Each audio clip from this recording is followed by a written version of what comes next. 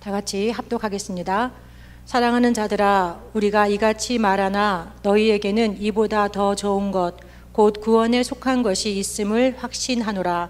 하나님은 불의하지 아니하사 너희 행위와 그의 이름을 위하여 나타낸 사랑으로 이미 성도를 섬긴 것과 이제도 섬기고 있는 것을 잊어버리지 아니하시느니라.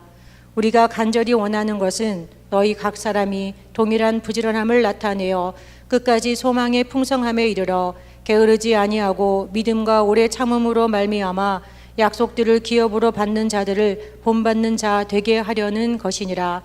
하나님이 아브라함에게 약속하신 때에 가리켜 맹세할 자가 자기보다 더 큰 이가 없으므로 자기를 가리켜 맹세하여 이르시되 내가 반드시 너에게 복 주고 복 주며 너를 번성하게 하고 번성하게 하리라 하셨더니 그가 이같이 오래 참아 약속을 받았느니라. 아멘. 다시 한번 기도드리겠습니다. 하나님 아버지, 저희들 말씀 앞으로 나갑니다. 오늘도 함께하여 주시고 아버지 하나님, 부족한 종은 십자가 뒤에 숨겨주시며 오직 하나님 아버지의 말씀만이 드러나는 시간 되게 하여 주시옵소서.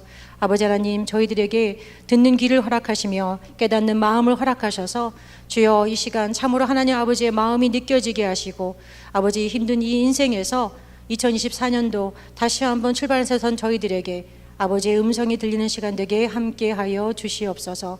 예수님의 이름으로 간절히 기도드립니다. 아멘. 할렐루야. 우리 옆자리 분들과 이렇게 인사 나눠볼까요? 2024년 새해에 하나님의 복 많이 받으세요. 인사 나누겠습니다. 새해에 하나님 복 많이 받으세요. 감사합니다. 매년 새해가 되면 많은 사람들이, 한국에서는 그랬는데 해맞이라 그래서 해돋이를 하러 갑니다. 혹시 왕년에 가보셨 분들 아마 있으실 걸로 아는데요. 보통 뉴스 리포터들도 그런 해맞이 장소에 가서 신년해가 떠오르는 것을 배경으로 사람들을 인터뷰하는 것을 또 이렇게 연출하지요. 새해 소망을 묻기도 하고 그렇게 합니다. 미국 사는 교포분들도 예전에 그러한 생각이 나서 그러는지 해맞이를 하러 가시는 분들이 있어요. 여기는 어디로 가시는지 아세요? 몽탁으로 가시더라고요. 몽탁이 동쪽 제일 끝쪽이랍니다. 그래서 해가 가장 먼저 떠오르는 것을 볼 수 있는 지역이 몽탁이래요. 그런데 과연 2023년도 12월 31일 날 떠오른 해와 2024년도 1월 1일 떠오르는 해가 다를까요? 과학적으로나 무엇이 그렇게 다를까 싶습니다. 하지만 우리 연약한 우리 인생들은 이전에는 못 이루었던 아쉬움들, 그리고 현재 상황에 힘들었던 것을 다 털어버리고 새로운 각오를 다지기 위해서, 또 새로운 출발선에 서기 위해서 그렇게 해맞이를 가곤 하는 것 같습니다. 그러기에는 우리 믿는 자들은 또 어떻습니까? 우리는 그렇게 멀리 해맞이 하러 가지 않아도 우리 예배당에서 하나님께서 시간의 주인 되심으로 2023년을 마감해 주셨고 또 말씀으로 2024년을 여는 그러한 감격을 맞을 수 있습니다. 특별히 저희 교회에 지난주 내내 특별 또 성회를 통해서 말씀을 주셨어요. 은혜 많이 받으셨죠? 네, 아멘. 두 분이 대답 안 하시네요. 강사 목사님 말씀처럼. 네, 제게는 항상 새해를 맞이하면 두 가지를 새로 구입하는 것이 있습니다. 첫 번째 거는 제가 1년의 그 플래너예요. 1년을 쓰는 플래너고, 또 다른 것은 일기장입니다. 아직도 제가 노트북에 어떤 스케줄을 기입하고 이렇게 하는 것이 익숙하지 않아서 좀 저는 뭔가가 믿겨지지가 않는 거예요. 그래서 일일이 손으로 쓰고 다 한 것은 또 X표를 하는, 아직도 이렇게 아날로그 세대입니다. 새해를 맞이하여 이렇게 제가 두 가지를 바꿀 때 그 첫 장에 적는 것이 제일 위에는 교회의 표를 적고, 그 다음에 밑에는 제가 올 한 해 이룰 그럴 새해의 신념, New Year's Resolution이라 그러죠. 새해 결심을, 그런 결심을 적곤 합니다. 여러분들은 어떠십니까? 여러분들은 올 한 해 어떠한 또 레졸루션을 세우셨습니까? 살을 빼겠다는 많은 여자분들의 레졸루션이 있을 것이고, 또 성경을 읽어보겠다는 그런 레졸루션이 있을 것입니다. 올해는 조금 더 내가 사역의 지경을 넓히겠다 하시는 분도 계실 거예요. 우리가 오늘 이 말씀을 통하여서 참으로 도전받고 또 결단하는 시간 되시기를 기도합니다. 어느 지역에 3형제가 살고 있었다고 합니다.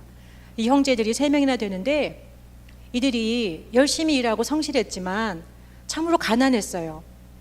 그런데 부모님마저도 일찍 돌아가셔서 누구 하나 의지할 사람이 없어서 굉장히 열심히 일했는데 그렇지만 형편이 나아지지 않는 것입니다. 그런데 맨 큰 형에게 친척분이 연락이 왔습니다.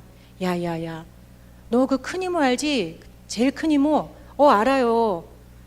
근데 그 큰 이모가 글쎄 너희들한테, 너희 삼형제한테 큰 재산을 남겨줬어. 그러는 거예요. 듣기만 해도 기분 좋으시죠?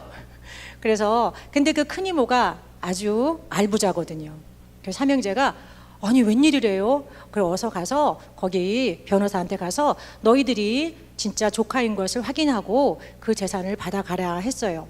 그래서 친척을 통해 또 주소를 받았습니다. 그랬더니 이 큰 이모가 노후를 보낸 곳이 아주 산 꼭대기에 있는 집인 거예요. 그래서 이 3형제가 시외버스를 타고 가서 이제 내려서 이제는 차도 다니지 않는 길을 이제 걸어가기 시작합니다. 자, 그런데 이 3형제가 산 꼭대기를 오르는데 짜증이 났을까요? 안 났을까요? 났을까요? 안 났을까요? 예.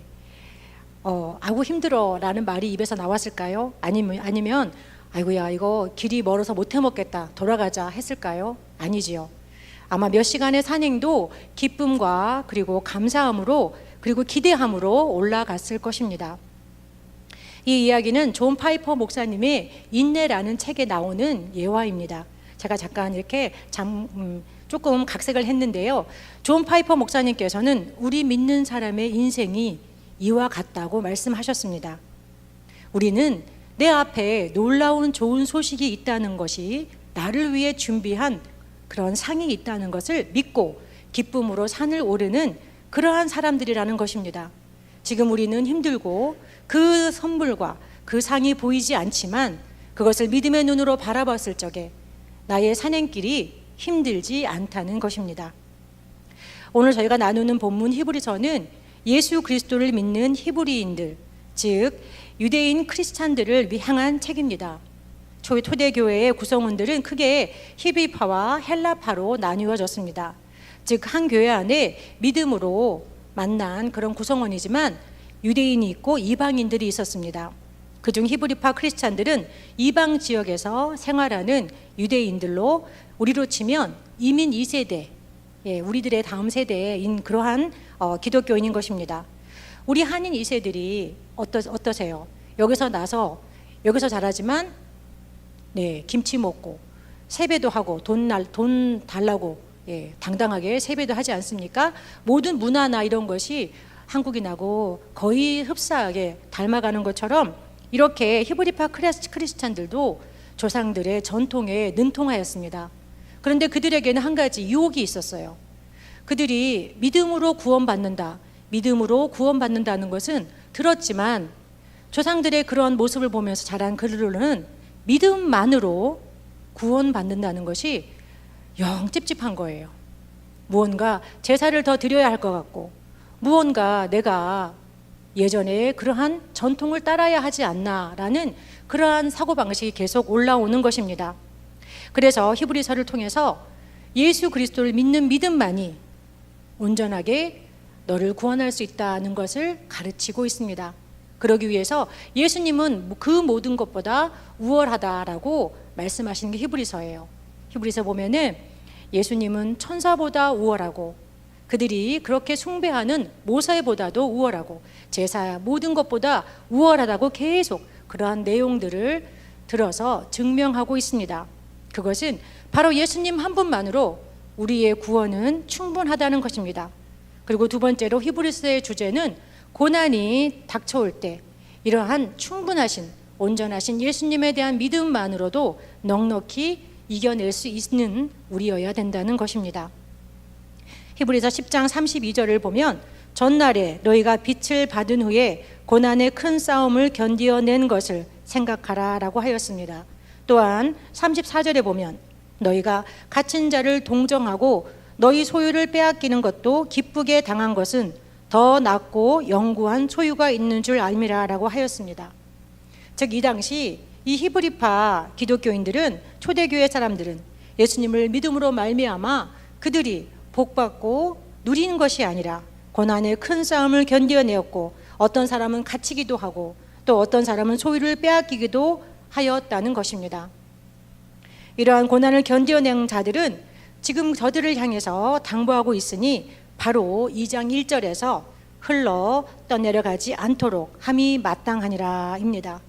이렇게 고난을 한번 겪었지만 또 다시 고난이 올 것이기에 믿음 위에 든든히 서서 흘러 떠내려가지 말라는 것입니다. 그래서 강조가 있는 것이 바로 11절과 12절의 말씀입니다. 우리 본문을 다시 한번 읽어보겠습니까? 11절과 12절입니다. 시작. 우리가 간절히 원하는 것은 너희 각 사람이 동일한 부지런함을 나타내어 끝까지 소망의 풍성함에 이르러 게으르지 아니하고 믿음과 오래 참음으로 말미암아 약속들을 기업으로 받는 자들을 본받는 자 되게 하려는 것이니라. 끝까지 무엇에 이르라 하십니까? 소망의 풍성함에 이르라 하십니다. 그렇습니다. 끝까지 걱정에 억눌림에 불신앙에 흔들리는 것이 아니라 내가 믿음으로 가는 이 길 끝에 반드시 소망의 풍성함이 있음을 믿고 나갈 때 우리의 발걸음이 달라진다는 것입니다. 사명자가 산을 오를 때 그것이 쉽겠습니까? 흙길에 힘들고 넘어지기도 하고 구르기도 하였을 것입니다. 목이 타기도 하였을 것입니다. 그러나 이러한 소망이 그들을 붙잡음으로 앞으로 힘차게 전진할 수 있는 것입니다.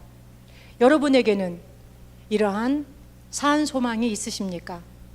로마서 8장에서 사도 바울은 말하기를 생각건대 현재의 고난은 장차 우리에게 나타날 영광과 좋게 비교할 수 없도다라고 선포하였습니다.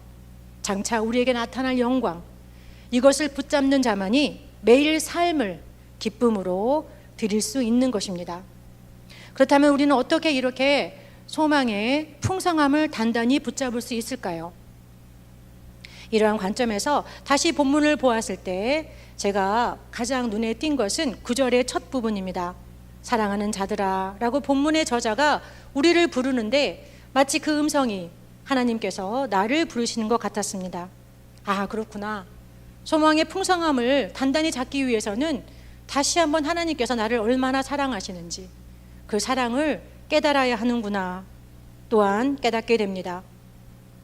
사랑하는 하나님을 우리가 든든히 붙잡을 때야만이 우리의 인생에 대한 하나님의 뜻이 선하시다는 것을 믿을 수 있습니다. 이번에 부흥회 통해서 여러분들 많이 도전 받으셨는데 어떻습니까?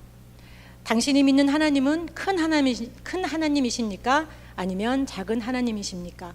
라고 부흥 강사님이 계속 물어보셨지요. 만일 삼형제가 산을 올라가면서 자신들에게 유산을 남겨줄 이모가 쥐뿔도 없는 빈 털털이라면 그 길을 가겠습니까? 충청도 말로 이럴 때 쓰는 말이 있습니다. 되슈 합니다. 아세요? 되슈. 그래서 됐다 이 말입니다. 그죠? 그렇지만 우리도 역시 이렇게 하나님을 믿는다는 것입니다. 하나님은 항상 우리를 벌 주시려고 하고 우리를 잘하고 있나 지켜보시는 그러한 무서운 하나님으로 우리는 인식하고 있다는 것입니다. 사랑하는 베다니 성도 여러분, 가뭄에 맺히는 과일들이 더 달고 맛납니다.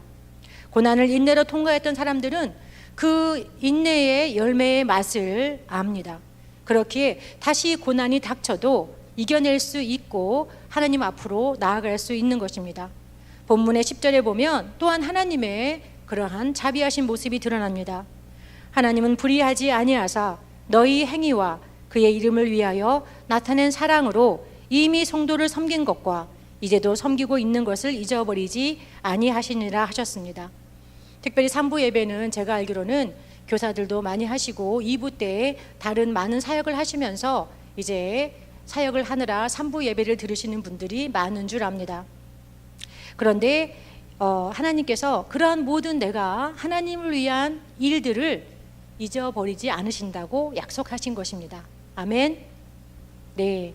그러면 또 이렇게 하나님께서 나를 다 아시고 잊어버리지 않는다 그러면 어떤 분들은 또 이럽니다.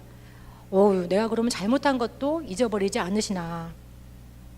아니지요. 그죠? 하나님께서는 저희의 잘못한 것은 저희가 고백하고 말씀드리는 순간 잊어버린다는 것입니다. 제가 참 좋아하는 목사님 부부가 있습니다. 저보다 연배는 어린데 참 젊은 분들이 제가 배울 점이 많아요. 참 귀한 분들인데 그 집에 아들이 하나 있는데 그 아이가 5살 때였습니다. 그 아이가 스토막 바이러스에 걸려서 많이 힘들었습니다. 저녁 내내 토하고 그리고 열이 나고 그렇게 하였습니다. 약을 먹이고 누웠는데도 또 일어나면 또 토하는 거예요. 그러니 어떡하겠습니까? 옷도 이불도 계속 빨아야 했습니다. 근데 그걸 보는 아이가 5살짜리라도 미안했나 봐요. 아빠 목사님이 그 토한 아이를 씻겨주는데 아빠한테 그러더래요. 아빠 미안해요. 그러더래요. 그러니 아빠 목사님이 괜찮아. 내가 또 토하면 다시 씻겨줄게. 10번이든 20번이든 내가 다시 씻겨줄 테니 걱정하지 마. 그러한 대화를 화장실 밖에서 듣는데 아내인 전도사님께서 마치 하나님 아버지께서 자기에게 하시는 말 같아서 한참을 울었다고 나누셨습니다. 여러분들은 2023년도 세우신 목표를 다 잘 달성하셨지요? 저는 아닙니다. 돌아보니 너무 부끄럽고 아직도 한숨만 나는 것이 너무 많습니다. 그런데 새해가 되면 하나님께서 12월 31일 날 다 씻어 주십니다. 아멘. 내 삶에 참으로 토해낸 찌꺼기 같은 그런 한 힘듦도 참으로 지워버리고 싶고 부끄러운 그러한 순간들도 하나님 아버지께서 다시 씻어 주십니다. 그리고는 저희를 다시 새로운 출발선에 세우시며 사랑하는 내 딸아, 사랑하는 내 아들이라 불러주시는 것입니다. 그러기에 우리는 이 소망의 풍성함을 다시 잡아야 되는 것입니다. 두 번째로 끝까지 소망의 풍성함을 붙잡기 위해서는 훈련을 즐거워하라는 것입니다.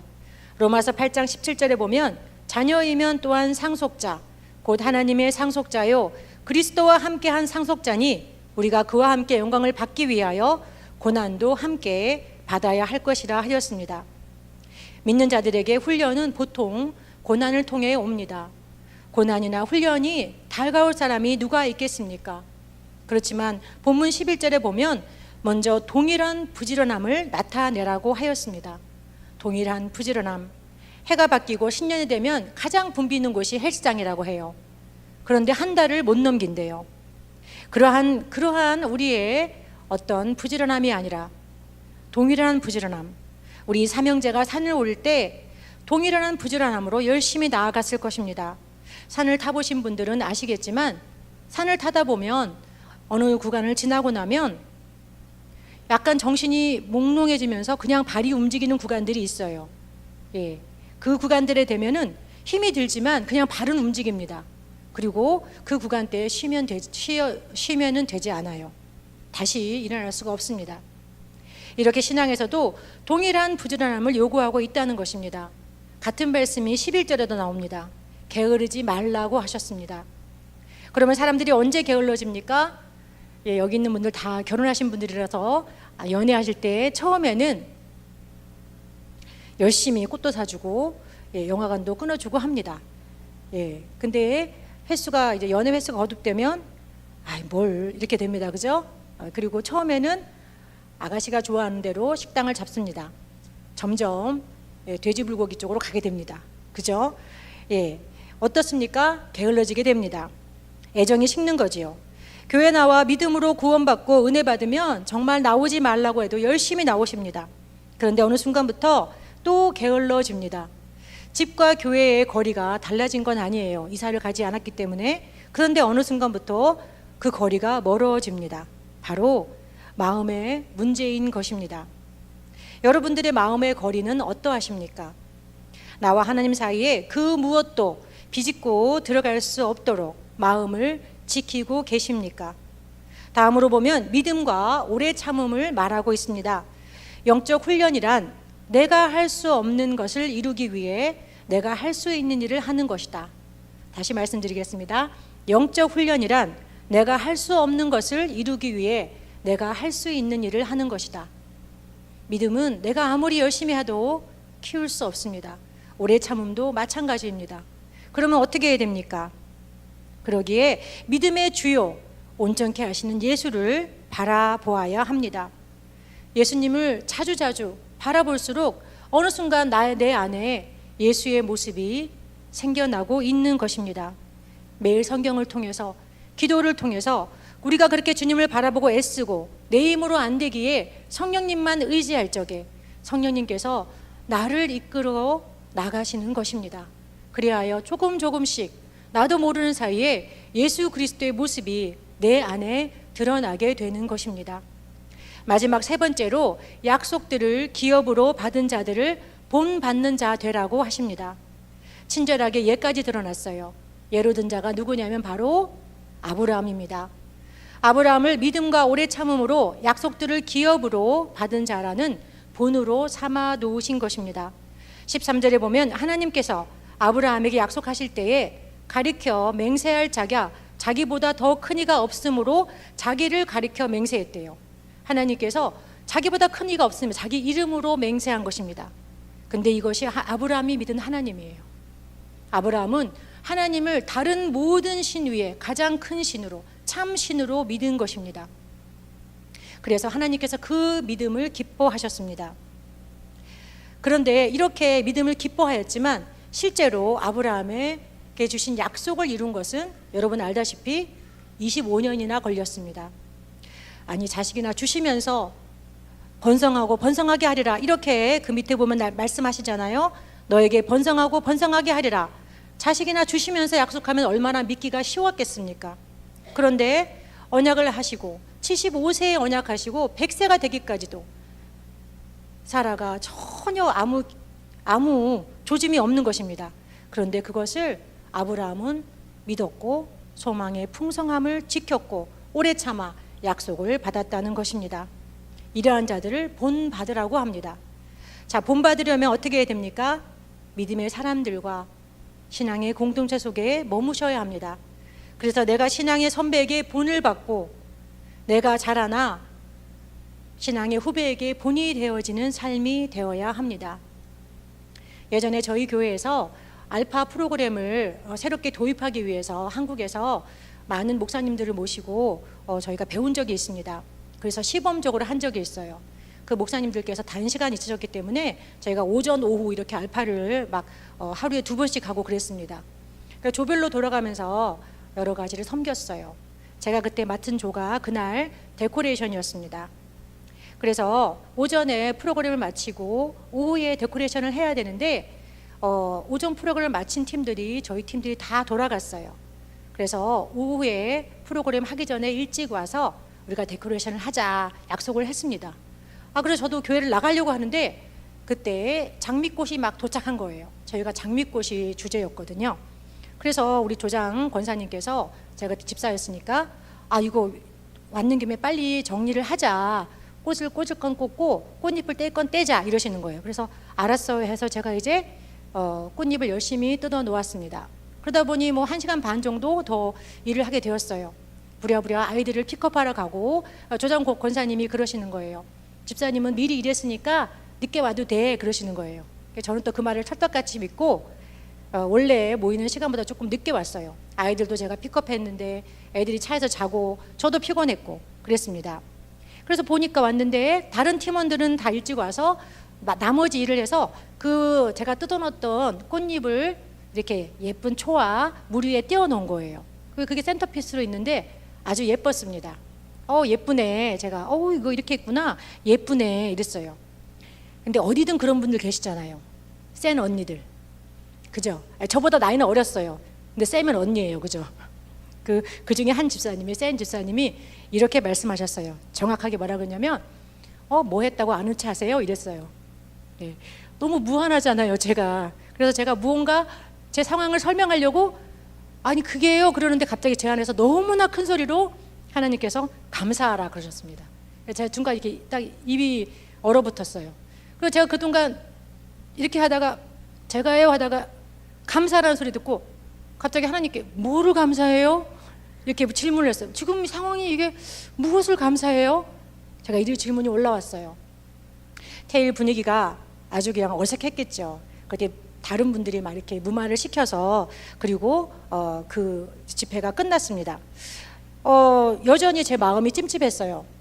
어떻게 보면 조장 권사님께 가장 실수한 거죠. 그 상황을 설명해 줬으면 좋겠는데 해주지 않은 것인 거잖아요. 그래서 찜찜한 마음으로 집으로 돌아와서 저녁에 제가 기도를 하였습니다. 아버지, 이게 제가 지금 감사할 것이 하나도 없는 것 같은데 감사하라고 하셨는데 무엇을 감사해야 됩니까? 라고 기도했어요. 그때 하나님께서 분명히 저에게 말씀하셨습니다. 너의 섬김이 온전히 나에게만 들어졌다. 감사해라. 믿음의 공동체, 교회 안에 거하는 것은 크루즈 여행이 아닙니다. 우리는 항공모함에서 각자의 훈련들을 받고 있는 훈련생인 것입니다. 그러니 조장 권사님이 바빠서 섬세하지 못했던 부분들, 그리고 자기 주장 세신 우리 언니 집사님의 지적이 제게는 큰 아픔일 수 있지만 그것을 통해서 저를 깨닫게 하시고 성장시키는 기회가 되었던 것입니다. 교회 생활하다 보면 이런 일 다반사지요. 섬기다가 시험 들으셨습니까? 너의 섬김이 온전히 나에게만 들어졌다 말씀하시는 하나님을 소망으로 잡으시기를 권면드립니다. 나의 신앙이 주위 사람들에게 인정받고 이해받으려는 그러한 수준을 벗어나서 나를 아시고 나를 인정하시는 하나님 한 분만을 더 깊이 만나는 수준으로 이끄시기 위해 그러한 세팅을 하셨다. 저는 믿습니다. 이미 다루었던 10절 말씀을 다시 읽어드리겠습니다. 하나님은 불의하지 아니하사 너희 행위와 그의 이름을 위하여 나타낸 사랑으로 이미 성도를 섬긴 것과 이제도 섬기고 있는 것을 잊어버리지 아니하시니라 하시는 바로 그 하나님을 경험하는 것은 믿음의 공동체 안에서만 가능한 것입니다. 그리고 더 나아가 사람은 신뢰의 대상이 아니라 사랑의 대상인 것을 다시 아프게 배우게 하시는 것도 공동체 안의 훈련인 것입니다. 그렇다면 공동체가 어려움만 일으킵니까? 아니지요. 제가 저희 남편에게 그럽니다. 참 나를 마음에 힘들게 하시는 것도 성도님이요, 나를 위로하시는 것도 성도님이다. 그렇게 말합니다. 우리 주위의 성도님들이 또 여러분들 주위에서 얼마나 서로 격려하고 힘이 되었습니까? 배단이라는 항공모함에서 훈련 받으며 처음에는 비실비실하던 병사가 멋진 군인으로 같이 성장하는 기쁨이 있다는 것입니다. 바라기는 이러한 변화를 같이 나누는 셀 모임과 소선교회 되기를 기도합니다. 새해 첫 설교를 준비하면서 우리 성도님들에게 어떠한 말씀을 나눌지 기도하면서 붙잡는 것은 참으로 하나님께서 주시는 놀라운 소망입니다. 믿는 자들에게 앞으로 닥쳐올 날들은 어떻습니까? 더욱 소란하고 말씀을 거스르는 사랑이 없는 세상일 것입니다. 이러한 세상에서 고난과 시련이 나를 흔들려고 오는 것은 당연합니다. 그러나 하나님 안에 놀라운 소망은 나와 함께 하시는 임마누엘의 하나님, 모든 것을 이기시는 크신 하나님, 그리고 나를 아시는 사랑의 하나님이신 것입니다. 그 하나님께서 끝까지 나를 자신의 이름 때문에 소망의 길로 이끄실 것입니다. 19절에 보면 우리가 이 소망을 가지고 있는 것은 영혼의 닷 같다 하였습니다. 소망의 풍성함에 단단히 닷을 내리기 위해서는 하나님을 바로 알고 부지런히 다시 한번 믿음으로 나가며 오래 참음을 결단하며 신앙의 공동체 안에서 훈련받아 더욱 성장하는 복을 누리는 저와 여러분 되시기를 축원드립니다. 기도드리겠습니다. 하나님 아버지, 오늘도 저희에게 말씀으로 새해를 열어주심을 감사드립니다. 여기까지 인도하신 에베네셀 하나님께서 새해에도 저희에게 더욱 은혜 내려주시고 저희 속에 주신 하나님의 모든 약속이 다시 살아나고 예수 그리스도만 저희의 소망되어지는 그러한 한 해가 되게 하여 주시옵소서. 아버지 하나님, 먼저 하나님을 바로 알게 하셔서 아버지 속에 숨겨져 있는 소망이 저희 속에 살아 움직이게 하시고 아버지 힘들고 어려움 중에 정말 예수님의 그 못 박히신 모습 바라보며 아버지의 그 고난에 동참하는 저희가 아버지의 영광에도 함께하는 것을 또한 깨닫게 하여 주시옵소서. 아버지의 사랑을 경험하는 자들에게 하여 주시고 첫사랑을 회복하며 부지런히 주를 섬길 때 믿음과 오래 참음으로 약속을 누린 아브라함같이 저희들을 세워 주시옵소서. 매 순간 성령님을 의지하는 저희들 되게 도와주시고 말씀과 기도로 결단하는 저희들 되게 인도하여 주시옵소서. 이제는 소망의 주 되시려 생명 내어주신 예수 그리스도의 은혜와 우리를 아시며 상 준비하시는 하나님 아버지의 사랑과 늘 저희와 함께 하시며 넉넉히 이기도록 도우시는 성령 하나님의 감동 감화 교통하심이 새해 첫 예배를 통해 소망을 다 짚붙드는 사랑하는 성도님들 심령과 가정과 사업처와 모든 것 위에 영원히 함께 하시기를 간절히 축원하옵나이다. 아멘.